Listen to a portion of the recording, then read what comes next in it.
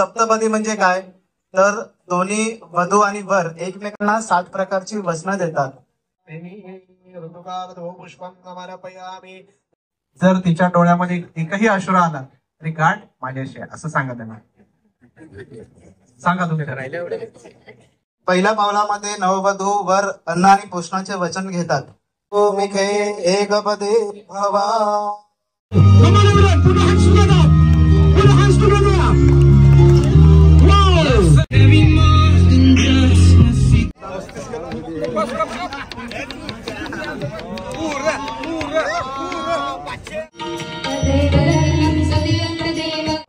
कर्म समृद्धिरस्तु धर्म समृद्धो राजा विद्वान युष्मादम.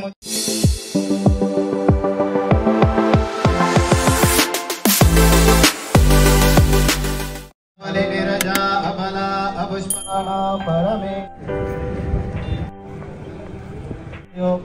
पाणी आता तुमचा दादांचा हात घ्या, असं दादा तुम्ही हात करा उजवा, ताईंचा तुमचा उजवा त्यांच्या हातावरती ठेवा, तुम्ही दोघांचा हात पकडा असा व्यवस्थित.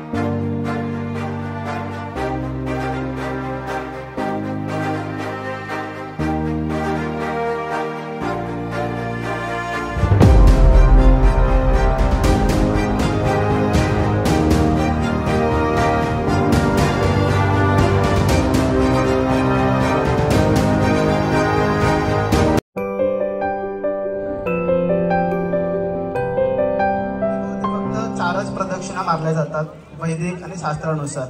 आणि सप्तपदी म्हणजे काय, तर दोन्ही वधू आणि वर एकमेकांना 7 प्रकारची वचनं देतात. ते दोघांनी पुढे या तुम्ही. पहिल्या ह्याच्यामध्ये सांगितलं गेलेलं आहे की पहिलं वचन आहे ते अन्न आणि पोषण आहे. पहिल्या पावलामध्ये नववधू वर अन्न आणि पोषणाचे वचन घेतात. त्यात ते एकमेकांना वचन देतात की परस्पर जीवनातील सर्व आवश्यक अन्न आणि पोषणाची काळजी घेतील. म्हणजेच काय, तर वधूने वरासाठी पौष्टिक अन्न बनवायचं आहे. विविध प्रकारचे जे काही मिष्टान्न आहेत ते त्यांना खाऊ घालायचे आणि प्रसन्न करायचे आहे. ओ मिखे एकपदे भवा. असतील, फक्त दोघांनी पुढच्या. हा, दुसऱ्या पावलावरती या. दुसरं पद घ्यायचं आपल्याला. दुसरं पाऊल आहे ताकद आणि आरोग्य. दुसऱ्या पावलामध्ये ते ताकद आणि आरोग्याचं वचन देतात. नववधू आणि वर एकमेकांना वचन देतात की परस्परांच्या आरोग्याची काळजी घेतील आणि एकमेकांना संसारामध्ये मनाची आणि शरीराची ताकद वाढतील, अशा सर्व प्रकारच्या गोष्टी एकमेकांना सांभाळून घेतील. ओम ऊर्जे देव देववसा मामानोर्धाव विष्णुस्थान विंदावे बहुस्तु शक्ते जरदष्टे ऊर्जे द्विपदे भव. तिसरं पाऊल आहे ते म्हणजे संपत्ती आणि समृद्धी.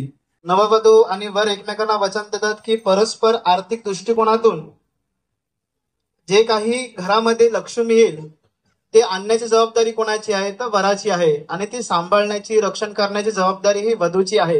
हे तिसरं वचन त्यामध्ये सांगितलं गेलेलं आहे. चौथं पद हे आनंद आणि सुखाचं आहे. नववधू आणि वर एकमेकांना वचन देतात की परस्पराच्या आनंदाची काळजी घेतील आणि एकमेकांना सुखी ठेवतील. संतती आणि कुटुंब. तेव्हा टप्प्यात नवदंपती आपल्या मुलाची आणि कुटुंबाची जबाबदारी स्वीकारतात. ते एकमेकांना असं वचन देतात की आपल्या मुलांना योग्य शिक्षण आणि संस्कार करतील, त्याचबरोबर आपल्या कुटुंबाला सुखी आणि समृद्ध ठेवतील. सहकार्य आणि स्नेह. संसारामध्ये जसं सुख आहे तसं दुःख देखील येतात, त्याचबरोबर जशी सुख धावत येतात एकमेकांसोबत तशी दुःख देखील एकमेकांसोबत येत असतात. त्यामध्ये एकमेकांना सहकार्य करणं, एकमेकांना समजून घेणं हे फार महत्वाचं असतं. तेव्हाच तो गाडा व्यवस्थित चालत असतो. मित्रता आणि विश्वास. ते एकमेकांना 7व्या पादामध्ये सांगतात की आपण फक्त नवरा नवरी नाही आहे, तर ज्या प्रकारे सगळ्यात श्रेष्ठ मैत्री सांगितली गेलेली आहे ती मैत्रीचं देखील नातं हे आपल्यामध्ये आहे. तर ते सांगतात की नववधू एकमेकांना वचन देतात की परस्परामध्ये मित्रता ठेवतील आणि एकमेकांबद्दल पूर्ण विश्वास ठेवतील. अशा प्रकारचं बॉन्डिंग त्या दोघांचं असलं पाहिजे. यासाठी सगळ्यांनी आता एकत्र त्यांच्यावरती आशीर्वाद रूपी पुष्प उधळायची आहेत. ओम सखे सप्तपदी भवसा मामानोर्धाव विष्णुस्थान विंदावहे बहुस्ते संत जरदष्टयः सखे सप्तपदी भवान्ते सर्वगो शांते. वरुण कलशामध्ये सर्व देवांचं तीर्थ, सर्व देवांची शक्ती असते, त्यांचे आशीर्वाद देखील तेवढेच महत्वाचे आहेत.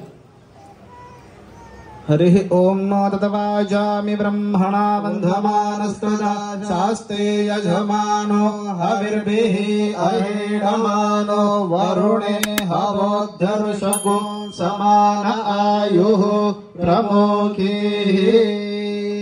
यानंतर ध्रुवताऱ्याचं दर्शन करायचं आहे. ध्रुवतारा हा स्थिर आहे पूर्ण आकाशमंडलामध्ये.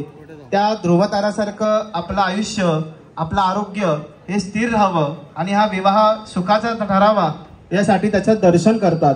तर गुरुजी दाखवतील त्या ठिकाणी त्यांनी दर्शन करायचं आहे. ध्रुवतारा आता दिसणार आहे, त्यांनी बघायचा फक्त. ओम आग्रहणे रजसा वर्तमानो निवेशन्नमृतं मर्तिं हिरण्येन सविता देवो याति भुवनानि पश्यन्.